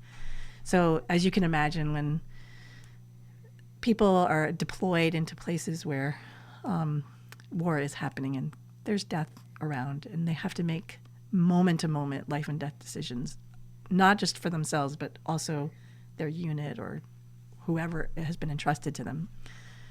Sometimes things go wrong, and they're wounded in that, right? And the wound that they have is a moral wound. There might be physical wounds as well, but there's a moral wound. Because what I found, by and large, with the veterans that I've worked with, is that they're actually incredibly good humans. They really understand what it means to take care of someone else. And oftentimes their moral injury is that something was failed to be able to do that, right? And so they end up becoming suicidal because they don't know how to live in the world with this huge injury that they have. And so this program that I'm involved with, which is called Warrior Camp, part of it is to use yoga as a way to take that scattered energy of the story that they tell and bring them back inside themselves so that they can hear what's inside again in a good way. And there's other modalities. We use EMDR, which is eye movement desensitization and reprocessing, and equine-assisted psychotherapy, Native American sweat lodge when we're able to. And all of it's done in the context of community. Narrative medicine we also use. And it's all done in the context of community because most likely their moral injury actually happened in community as well, right? Because they were in their unit, right? And when I'm teaching there, my vibration is probably the highest that it is ever. And the reason why is because fully understand that what I'm doing is saving a life. I know it. I can feel it. I know it comes through me like that. I talked earlier about that kind of conduit experience. I'm physically present, and I know how to make them have a sequence of movements that will help them, right? But what comes through me is this very powerful, profound understanding of how yoga will impact them. And then I'm the conduit. I let it come through. And what I've learned is that not every one of the veterans likes yoga. In fact, a number of them will literally hate it. Like, I hate yoga. And it's like, okay. But they will all say the same thing, which is that it helped me get ready to do the other things, which were the things that helped me heal and to repair that injury. And it's profound. It's beautiful. And it's like, of all of the things that I can do, it is the place where I feel, it's not that I don't have an impact in other places. I know I have an impact. I can feel it in the room when I've had it. I don't even have to know. In fact, often I don't know who I impacted, but I can feel it. I can feel the shift in the room. Okay. Here, it's much because we are in the context of community where we literally live with each other the whole 7 days that we're together. We talk all the time. They have access to me all the time. They need me, I'm here, right? So I get to hear things that are different in that context. And it's quite beautiful because they will say things like, you know, what you said changed me. And it's like, oh, crap, what did I say? Like, my first thought, because again, I don't always know what I'm saying because I'm allowing it to come through me. The wisdom's coming through me, not my ego self doing that thing. And it's really beautiful, right? It's this opportunity to be in support of someone who's ready for their healing and repair and wants it. And then, you know, the ripple effect of that is that they go home to their families or their community, and it just leads to the next and the next healing, Exactly. whatever Right. tool that is. I want to read you one other thing that I screenshot. Doing what research I could on you. You posted this. We're not Facebook friends, but I found it. The recent headlines about veteran suicide are sobering. 4 times more veterans in active duty military have died by suicide than in combat operations. yeah, it's Like true. that blew my hair back when I read that on your page. And then I can't make this up, but 2 days ago, a really good friend, musician friend of mine too, but just friend of mine, his girlfriend committed suicide. She was in the military, and it's my buddy Josh. He wouldn't mind me saying it, but I love him, and just the fact that we already had this scheduled, I already had that screenshot on my phone. It was just like, this is like so serious, you know, and I appreciate what you're doing, and that just knowing you spending that time with them is then, who knows what that's given you inside to even fill in at Matt Happy, and you have some of that consciousness, which is, it's like why I love empathy so much, is because we all are trying to meet the same stinking needs. It's the same. It's the one thing that we actually are the same in. It just is like we use these different strategies to do it. So, oh my gosh. Yeah. I'm sorry that she's gone. Yeah. That's hard. Yeah. It's I don't just like talked. that. I'll be honest. That's one of those things that that literally breaks my heart. Yeah. This person served us, Mm-hmm. and we didn't take care of her. Yeah. Not your friend specifically, but No. as a Yeah. nation, Mm-hmm. we failed, and she did what was asked, Yeah. right? And like, that's not okay. It's like, I just can only imagine there was just, he's also a veteran, and but there was some type of this empty loneliness that he didn't even know she had, and it was probably just a loneliness that she had no way to express it. And probably what you're finding in a lot of the people you work with, they're just like, yeah, no, I hate yoga. This is this it's a resistant thing. Like, this isn't gonna work. This whatever. I could be funny about it, but then something happens that they never expected. Exactly. And just like you said, they can actually still hate it, but they admitted that they led them to their next. And why is pain so motivating? Like, it is at the same time. It can be, yeah. Yeah, it can be of like something seemingly really hard can then like lead to this these gifts. Yeah. So like, who are we to change what's even good and bad? Like, or not change, but you don't need to label it. Label it or it's evaluate just what it is. While at the same time knowing that we do that. And that we do. Yeah. We do that and we're like, oh, no, I'm labeling it. Yeah. And it happens. But yeah, so how did I get on that? Oh yeah, we were asking about what I do. So I do prefer I like to teach all sorts of yoga, but I especially like it when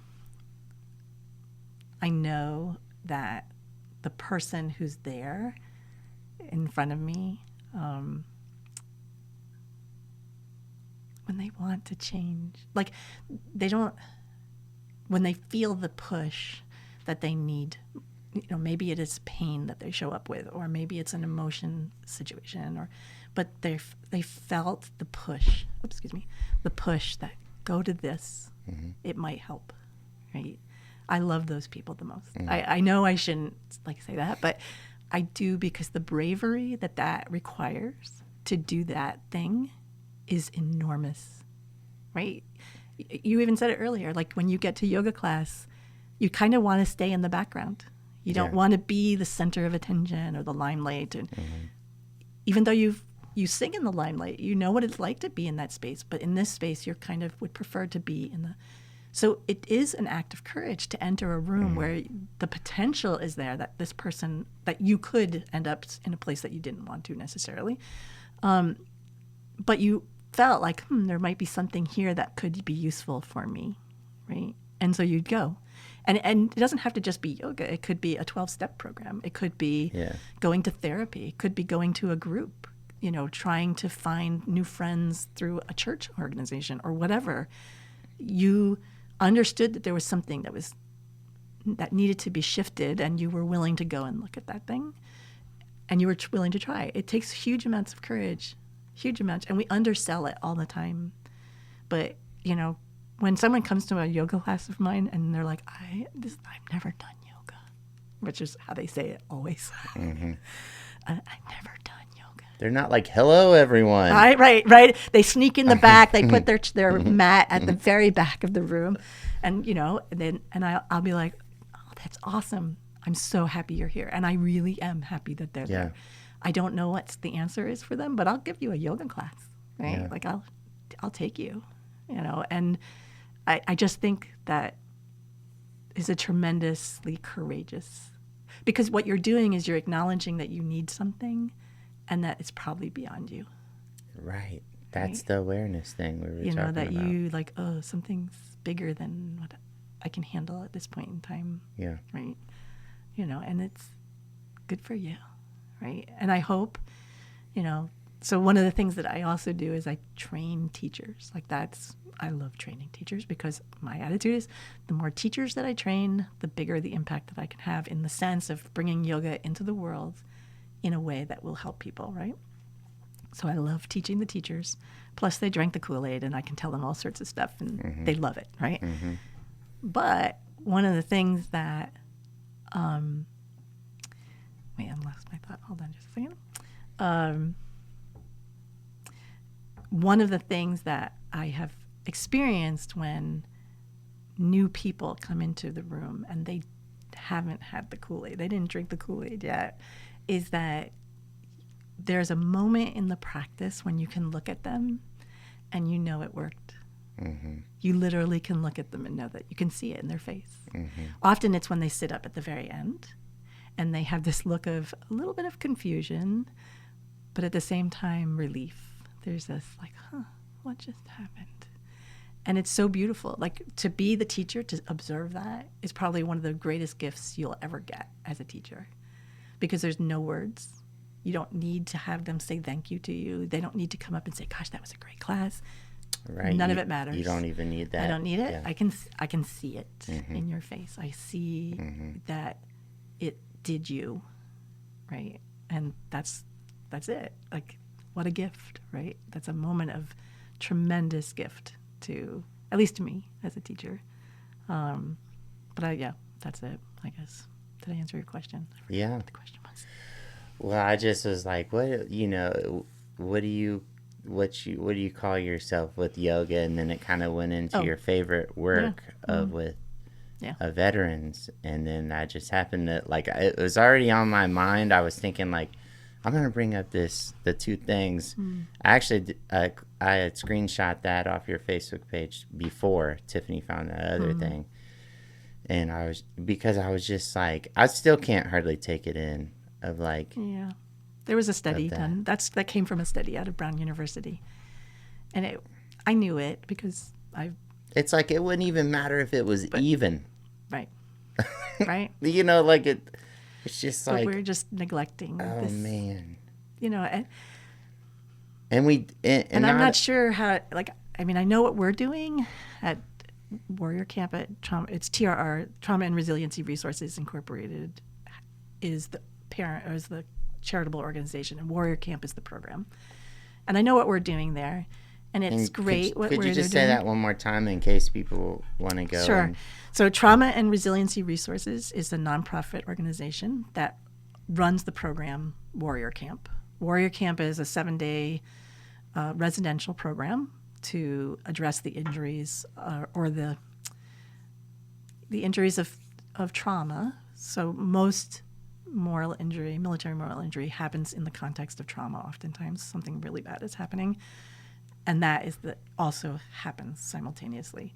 So military moral injury is when someone in the military who's been deployed into combat, almost always, has had to make a decision that was most likely the right decision to some extent in the moment that had to be made, that was in conflict with their own moral code. And then what happens is, after the incident is over, they then start to contemplate on what happened, and they realize that it was in conflict. And then they have to learn how to live with the conflict. And in some situations, the person is able to identify very clearly that this thing that I did was the right thing to do, and they're able to resolve that conflict, right? But often, that isn't as easy as it sounds. That conflict, that where they felt that they went against their moral code,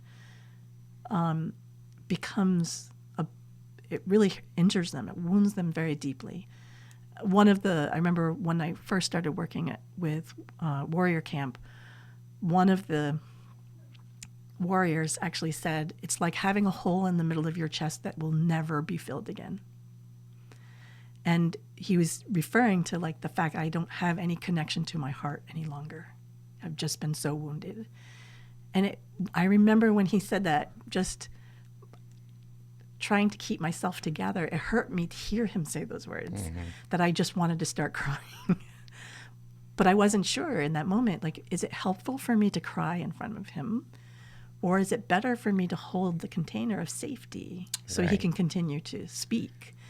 Right, so he doesn't have to shift roles and almost take care of me, because that's part of their nature. My experience of veterans is that they're super good caretakers, right? And I didn't want to shift the role. I didn't want him to take care of me. I wanted to hold the space for his own care and for me to be present to his suffering. But I remember that, and I remember thinking, gosh, how horrible it would be like to be so fragmented from the core of who you are, right? And so as I've been working or volunteering, actually, I volunteer with them since 2016. And I think I've done 4 warrior camps in that period of time, but I've also done some other things too. And they're just, it's such a beautiful, it's so beautiful to watch the transformation in that. Because when they come in initially, everyone looks like they have that hole in their chest. They don't, they might smile, but it'll never reach their eyes. They might joke, but it's always cynical. And it, again, doesn't, there's no real joy in it. It's not, they're not okay. They're very guarded. They often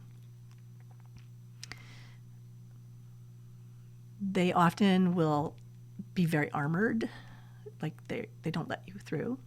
But they're also very distant, like they're someplace else, not really present. And then at the same time, they'll be brutally honest about something.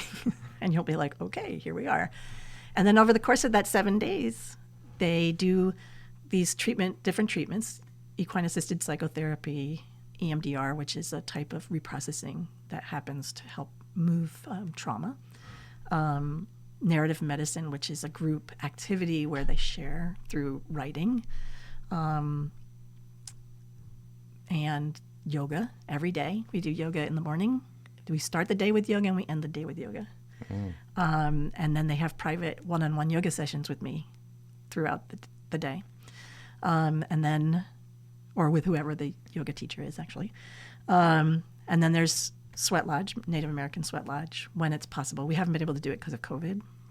Can't be inside the sweat when people might be carrying COVID. And again, it's all done in this beautiful community, rural setting and very retreat-like, so they can be out in nature, which is also really important. They're allowed to interact with the horses, which horses are really great at reading when people are incongruent, when they're pretending to be something but they're not. The horses will read that really quickly because horses are herd animals, and so they'll pick up on any incongruities. And what they learn is like, oh, the horses can tell me a lot about my emotion state without using words. And so the participants start to learn how to be in a herd again, like how to be with other people in a way that they don't have to pretend like something's something that isn't. And so you start at the beginning of the week with this really very, I mean, most of them, if not all, have tried to commit suicide. So they're pretty despairing. And by the end of the week, they're smiling and they're laughing, and it's real laughter and it's real smiling, and they're ready to return to repair what's been injured at home as well. The last camp I did was was in May, and it was probably so normally when I teach yoga at Warrior Camp, they usually say things like, yoga was okay, or, oh, I enjoyed yoga. This last time, this group was really unusual, and they actually were like, we loved yoga. And yoga was like the most important thing that we did, which was unusual. But they were a really sweet group. Like this, they were very cohesive. In the first 12 hours of arrival, they had already created a cohesive group. That's very unusual. It usually takes about 2 days. But they were already laughing and talking and kind of connecting to each other and using each other in support. And they were able to use the yoga space. I saw it happening, and I was like, we're going to do more of that. And so I did lots of making space for them to be cohesive. And I think that helped them to be able to navigate through the rest of that. And I was very proud of them, actually, that they were able to see the benefit of it for themselves. So it was really great, and it was very rewarding. And I would love for it to be, they've actually, Trauma and Resiliency Resources just bought a piece of property to make a permanent home. And they'll be building it and all of that kind of stuff. And it'll take a little bit of time, but I'm looking forward to that day when it can be a permanent place, where it can be a permanent thing, because it really works. It's a very high rate of success. We used to have 100% success rate. It's now like 99. We lost one of the people who participated, which was heartbreaking. But it's a very effective way to address suicidality among veterans and active duty military and military memorial injury, which is really important. So, Wow. yeah. Well, it sounds like you're getting a lot of gifts and you're giving a lot of gifts. Exactly. In that scenario. And that's it. So, and thank you so much for that. Problem. Do you feel good about? Yeah, I do. About I'm good. kind of wrapping it up here. I'm totally ready when you are. Would you come back, or can we hang Sure. out? Can we hang out again? Anytime. Yep, absolutely. And you say you do personal I do. yoga things. That's a little. So I do Is it- one-on-one yoga with. So okay, most of my yoga one-on-one is because of a person is working with a therapist, usually in the realm of trauma, that the therapist has asked me to work with them.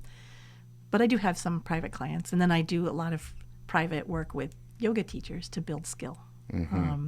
So after you finish your first level of training in yoga, which is called 200 hour, there's like a gap where you learn your craft, kind of like, you know, first you learned how to play the instrument, and then you actually started doing gigs, and then you learn from that. Right. Okay, but there's a period of time where you just have to do it.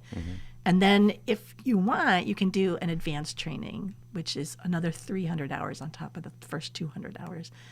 So I actually have taught, actually here in town, I taught a 300-hour advanced training at the request of some of the teachers that I had taught in the past.